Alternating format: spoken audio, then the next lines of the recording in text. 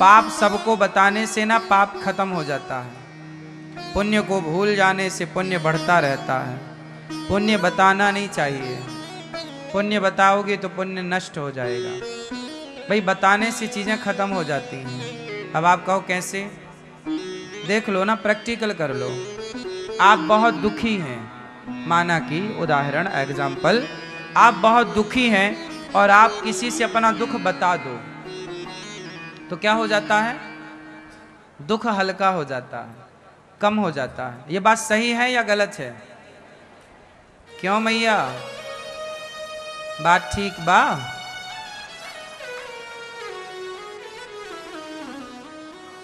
ठीक है ना? हम दुख बताते हैं तो हमारा दुख कम हो जाता है। अच्छा, दुख बताने से दुख कम होता है, सुख बताने से सुख कम होता है, और पाप बताने से पाप कम होता है, पुण्य बताने से पुण्य कम होता है। देखो, मोदी जी ने बता दी थी कि हम 400 लाएंगे, कम हो गए कि नहीं सीटें? तो जो बता देंगे वो कम हो जाएगा। मोदी जी ने बोला ना 400 पार, कम हो गई ना सीटें। जो बता दिया जाता वो कम हो जाता। प्रैक्टिकल कर लो आप इस चीज का। कुछ चीजें बताई नहीं जाती, पर कुछ लोग खुशी खुशी में, भाव आवेश में सब बता देते हैं। क्या बताना चाहिए? हमसे पाप हो गए हैं। क्यों?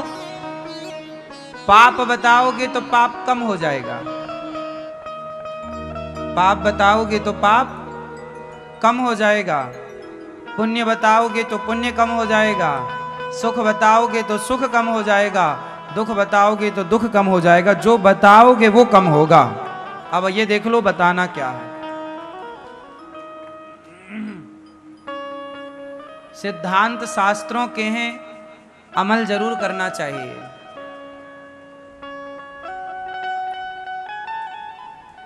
बात समझ में आई क्या? मैया, कभी ये नहीं बताना चाहिए कि हमारे पास पैसा कितना है, कभी ये नहीं बताना चाहिए कि आप कितना पैसा कहाँ रखते हैं, किस तरह से आपका आय है। अपनी आय नहीं बतानी चाहिए, खुल के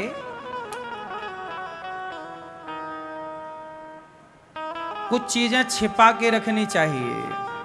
इसलिए तो कहते हैं लक्ष्मी को पर्दे के अंदर रखना चाहिए। भोजन, भजन और धन, ये सब पर्दे के अंदर की चीजें हैं। लक्ष्मी, भोजन, भजन, लक्ष्मी।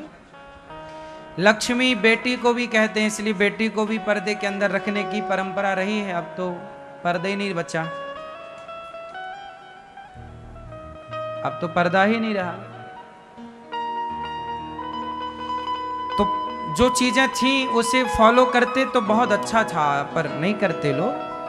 चलो, तो आप लोग भागवत जी का पाठ जो सुनते हैं, वह भागवत जी का पाठ जब आप भागवत सुनते हैं तो सुन करके आप भागवत जी का पोथी पाठ करा के भूल जाते हैं। और भूल जाना अच्छा है, क्योंकि आप भूल जाइए। पुण्य करिए और भूल जाइए, पाप करिए और सबको बताइए। लेकिन आप उल्टा करते हैं, पाप छिपा के रखते हैं और पुण्य का ढिंडोरा पीटते हैं। कुछ लोग तो पहले तीर्थ यात्रा करके जब घर जाते थे ना, तो बैंड बाजे बुलवाते थे। सुनो, बैंड बाजे बज रहे, लोग बोले क्या हुआ? अरे हम तीर्थ करके आए हैं, चारों धाम। सबको चिरौंजी बांटते पूरे गांव में जा जाके। कुछ लोग तो तीर्थ यात्रा करते ही इसलिए हैं कि हम सबको बताएं। अब जैसे वृंदावन लोग आते हैं तो गुरुजी से मिलने आएंगे, वृंदावन आएंगे, तो उन्हें गुरुजी से मतलब नहीं है, वृंदावन से मतलब नहीं है, बस फोटो खींचनी चाहिए। गुरुजी को लात लग रहा है, लगता रहे धक्का, गुरुजी के दांत टूट जाएं, पर अपनी फोटो बढ़िया आनी चाहिए। गुरुजी की छाती में भी पांव रख के फोटो खिंचानी पड़े तो खिंचा लेंगे, फोटो बड़ी आनी चाहिए।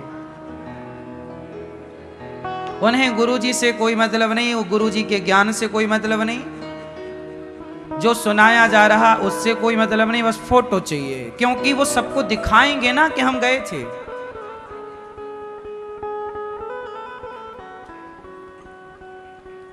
बस यही बचा है अब, दिखावा। जबकि क्या होना चाहिए, अंतर्मुखी होना चाहिए। क्या होना चाहिए, अंतर्मुखी। हम वृंदावन आए, यहां हमने भगवान का अनुभव किया, सत्संग किया, उस ज्ञान को अर्जित किया, बात सही है। उस ज्ञान को धारण करिए, वो आपके कल्याण के लिए है, प्रदर्शन के लिए नहीं है। फोटो लेना बुरा भी नहीं है, लेकिन फोटो ले ली, जैसे आप जहां बैठे हैं वहीं से आप फोटो ले लीजिए। आप अब लोग आते हैं कैसे, दर्शन करने आए हैं गुरुजी के, गुरुजी बैठे सामने, हाथ आगे यूं,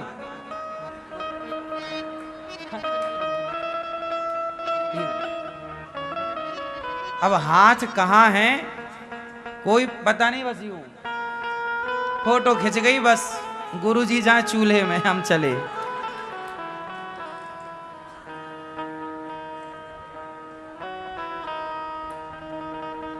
ये बचा है, इसे कहते हैं प्रदर्शन।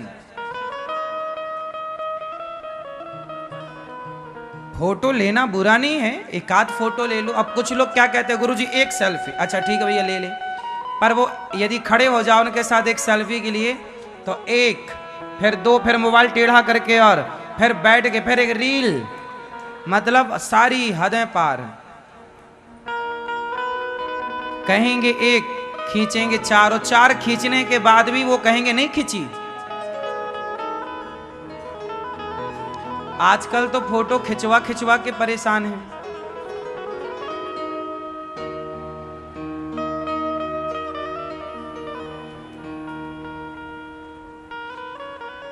कुछ लोग क्या कहते हैं, हम बहुत दूर से आए हैं। काहे के लिए आए हो, एक फोटो ले लीजिए। तो इतनी दूर से फोटो खिंचाने आए हैं। फोटो खींचना बुरा नहीं है, एक मर्यादित, एक सिस्टमैटिक, एक जहां आप हो वहीं से लो। आप ज्ञान, आजकल क्या है, फायदा क्यों नहीं मिलता चीजों का, क्योंकि हम उस गहराई तक उतरते ही नहीं हैं।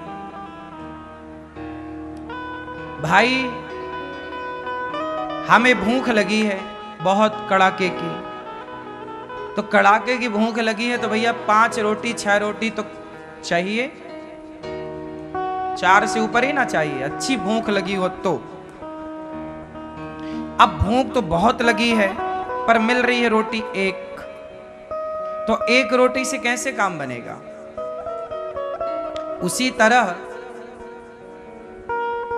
आत्म कल्याण की भूख तो है, उसके लिए चाहिए ज्यादा सत्संग, ज्यादा कथा, ज्यादा चिंतन, पर शरीर को, मन को चिंतन मिल रहा है कम। समझो, जैसे शरीर की भूख रोटी है, शरीर की भूख कौन मिटाता है, पेट की भूख कौन मिटाता है, रोटी पेट की भूख मिटाती है। उसी तरह मन की भूख भी सत्संग मिटाता है। चिंतन, सत्संग करो फिर मनन करो। क्या करो, मनन, चिंतन करो। तो जब आत्मचिंतन होगा, ध्यान होगा, तो मन की भूख मिटेगी, मन को उसका आहार मिल जाएगा। मन का आहार है मनन। मन का आहार क्या है, जोर से, मन का आहार क्या है, मनन, चिंतन। जैसे पुरानी भाषा है, ये लोग कहते हैं मनन करो, मीन्स चिंतन करो, आत्म मंथन, आत्मचिंतन। तो आत्मचिंतन की आवश्यकता है बहुत ज्यादा।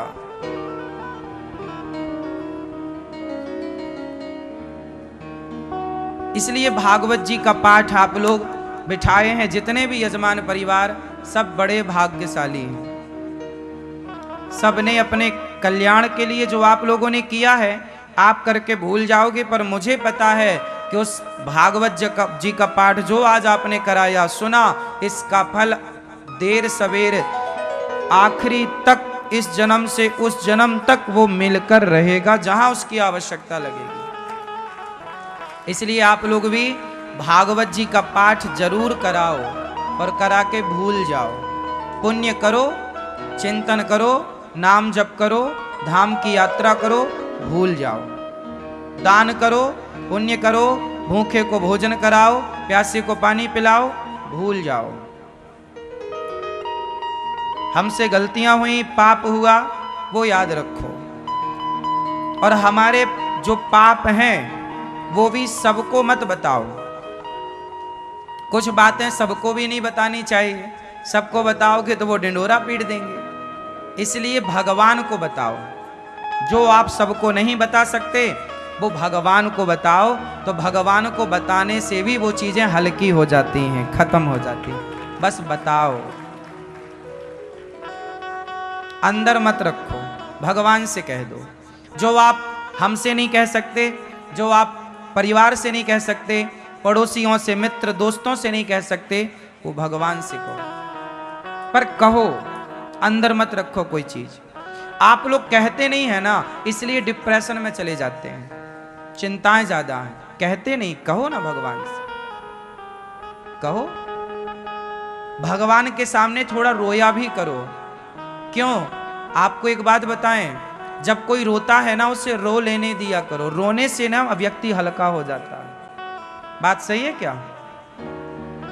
कोई बहुत दुखी है और आपको देख के रोने लग गया तो उससे थोड़ा रोने दिया करो, जल्दी चुप ना कराया करो, थोड़ा रो लो। रो लेने से क्या, सिसक के रो लेगा ना, वो हल्का हो जाएगा, फिर बात कर लो।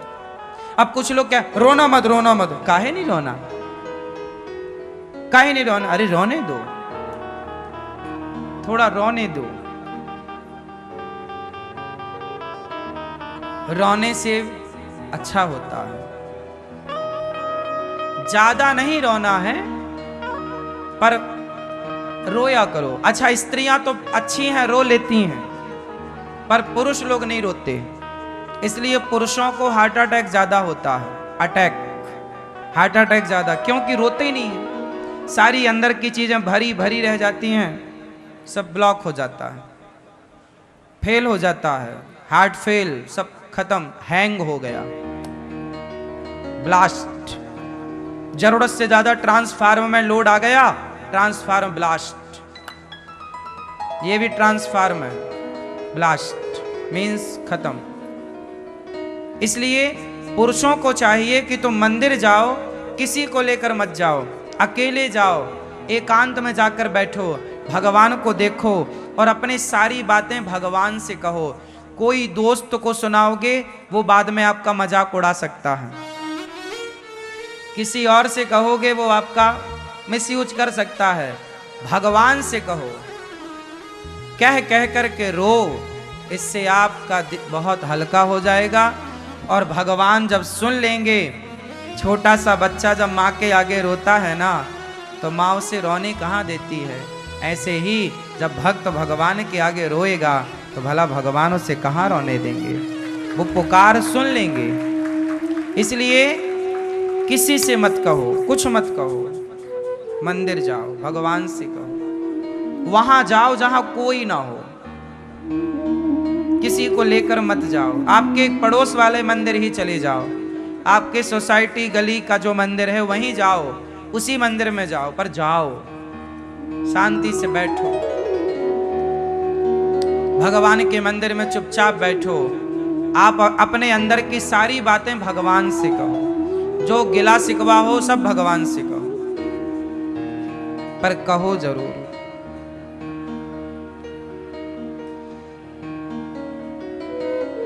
भगवान सबकी सुनते हैं, आपकी क्यों नहीं सुनेंगे? अंतर्यामी है, बस भगवान उनकी सुनते हैं जो अपना काम करते हैं ईमानदारी से, बेईमानी नहीं करते, गलत नहीं करते, ना गलत कहते हैं ना गलत सुनते, भगवान के आश्रित रहते हैं, वो लोग भगवान उनकी जरूर सुनते हैं।